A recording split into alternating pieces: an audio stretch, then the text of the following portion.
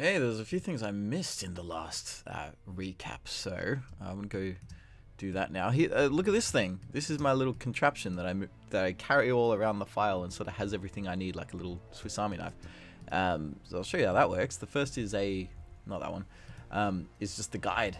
You know, like tiles fit in there, items sort of have to fit within the circles and things. Blank tile is just like a mask.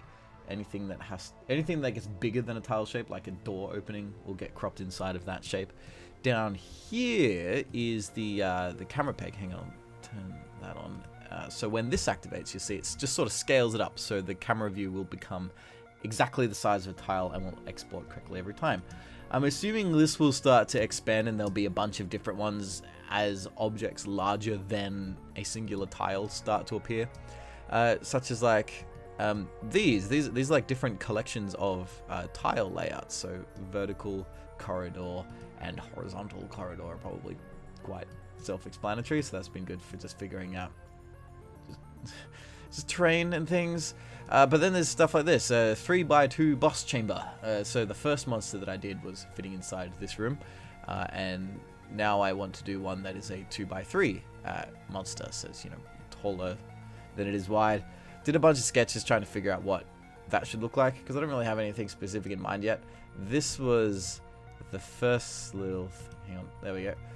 First little guy, and I accidentally ended up looking a lot like the main character, except for having a chompy mouth like that. At first, there was like a cable coming out of the base, and I was like, oh, that'd be funny if it like went into a PowerPoint and was powered by a wall socket, which led on to a... hang on, where is it? A PowerPoint monster. There he is, with USB arms for hands. What else was there? There was this thing, walks around on his teeths and uses a syringe that looks like a screwdriver to shank with. And then finally settled on this guy.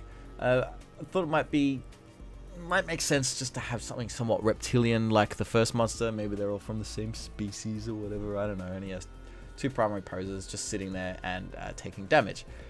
So animating it was a lot more straightforward than the first one, because I wanted to experiment with doing it frame by frame, see if that would be quicker and easier, which it certainly was.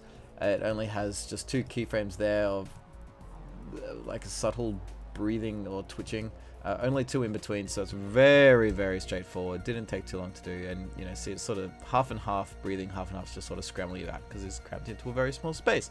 The secondary animation is literally just 2 frames of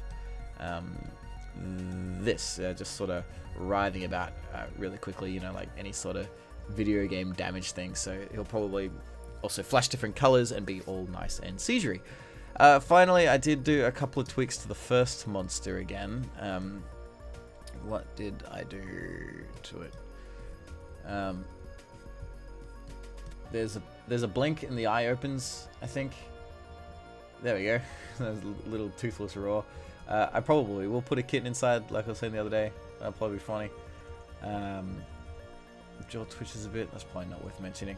But there is also damage eyes, because they got curved deformers on them. They all sort of writhe about. Not much else. It's the tail has a little bit of soft movement to it.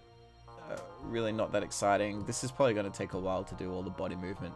Not because it's great, but just because I'm finding this guy really boring. It was a lot of fun. It was a lot more fun to sketch because it was all improvised than it was to build. So I think I'm learning quickly about what the balance between rigged and rough stuff will be. So that's all for this one. But the next one of these recap videos will be finally talking about some gameplay. Some of the maps have started coming together, or at least prototypes of them, getting some of the mechanics functioning. Look forward to that. I know I am. Bye.